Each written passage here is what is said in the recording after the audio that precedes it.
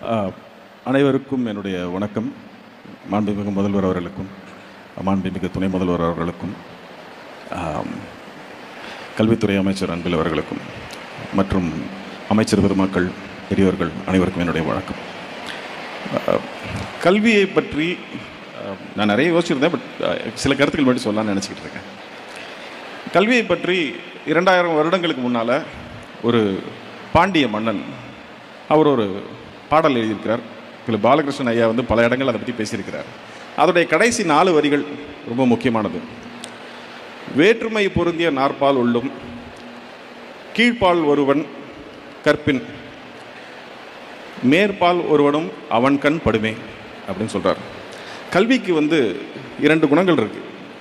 அதில் ஒரு குணம் இப்போ இவர் சொல்கிறது. அது என்ன குணம்னா, கல்வி வந்து கீழே இருக்கிறவன் கற்ற பின்னாடி மேலே இருக்கிறவனும் அவனை மதித்து அவனோடு சேர வேண்டிய கட்டாயத்தை ஏற்படுத்தும். இது முதல் காரணம். 2வது, கல்வி என்ன செய்யும் அப்படின்னா, அதை எழுதிட்டே வந்திருக்கேன். விவேக சிந்தாமணி அப்படிங்கிற ஒரு புத்தகத்தில் ஒரு பாடல் இருக்கு. வெள்ளத்தால் போகாது, வெந்தனலால் வேகாது, மண்ணலாலும் கொள்ளலாகாது, மன்னராலும் எடுத்துக்க முடியாது, கொடுத்தாலும் நிறைவொழிய குறையாது. அது என்னன்னா, நம்ம எதுக்கு படிக்கிறோம்? படித்து நல்ல வேலைக்கு போய் சம்பாதிச்சு குடும்பத்தை காப்பாற்றி அப்பா அம்மாவை காப்பாற்றி குழந்தைங்களை காப்பாற்றுறதுக்காக போகிறோம். அதை நான் ஒரு வேளை என்னால் முடிஞ்சு நான் ஒரு 1 கோடி ரூபாய் யாருக்கும் கொடுக்குறேன், கொடுத்தேன்னா அவங்களால சந்தோஷமாக வாழ்ந்துட முடியும். ஆனால் என்கிட்ட அந்த 1 கோடி ரூபாய் இருக்காது, ஏன்னா நான் அதை கொடுத்துட்டேன். ஆனால் கல்வி இருக்கு இல்லையா, அதை வைத்து நாம் கற்று நாம் பணம் ஈட்டும்பொழுது அந்த கல்வி என்னையும் அறிவாளியாகவே வைத்திருக்கும், அதை வாங்குபவரையும் அறிவாளியாக வைத்திருக்கும். என்னிடம் இருக்கும் கல்வி அவருக்கும் போய் சேரும், அவரை எனக்கு சமமாக மாற்றும் அல்லது என்னை அவருக்கு சமமாக ஏற்றும்.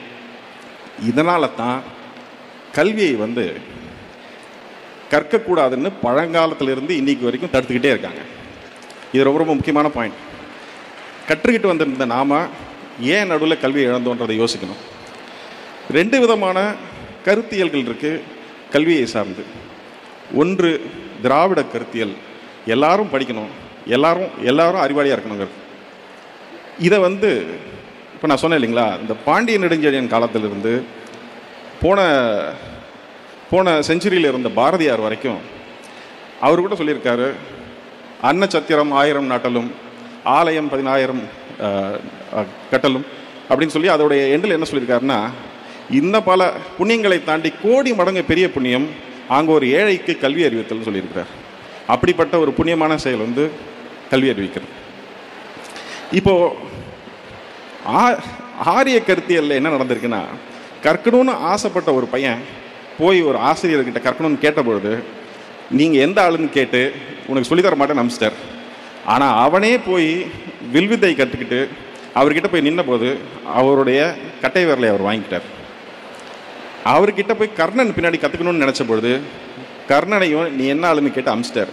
அவர் கிருபாச்சாரியார்கிட்ட போய் கேட்டபொழுது அவர் கேட்கும்பொழுது இல்லை நான் மேட்டுக்குடின்னு சொல்லி அவர்கிட்ட தொழில் கற்றுக்கிட்டார்.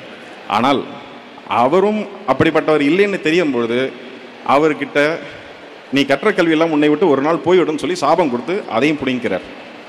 இப்படி துரோணாச்சாரியார் கிருபாச்சாரியாரில் ஆரம்பித்து ராஜகோபாலாச்சாரியார் வரைக்கும் நாம் படிப்பதை தடுத்து கொண்டே இருக்கிறார்கள். ஆனால்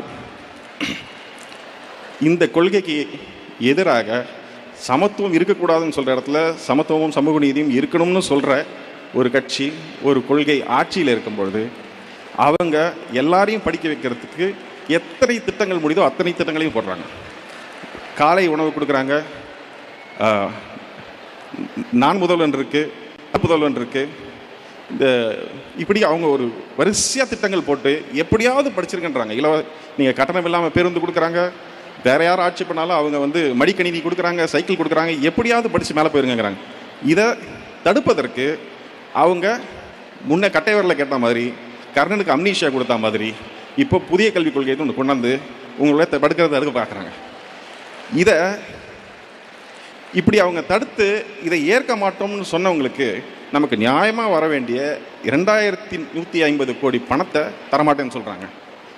இப்போது நமக்கு உடன்பாடு இல்லாத அல்லது கொள்கையாக அரசியலாக முரண்பாடு கொண்ட ஒரு கட்சி ஒன்றியத்தை ஆளும்போது எந்த உதவியும் இல்லாமல் கைகளை கட்டி கால்களை கட்டி தண்ணீரில் போட்டதுக்கு அப்புறமா நீந்தலாம் என்று பார்க்காமல் தான் நீந்தி தமிழக மக்களையும் கரை சேர்க்கக்கூடிய ஒரு உழைப்பை செலுத்தியிருக்கக்கூடிய இந்த முதல்வருக்கு என்னுடைய மனமார்ந்த நன்றிகளை தெரிவித்துக் கொள்கிறேன்.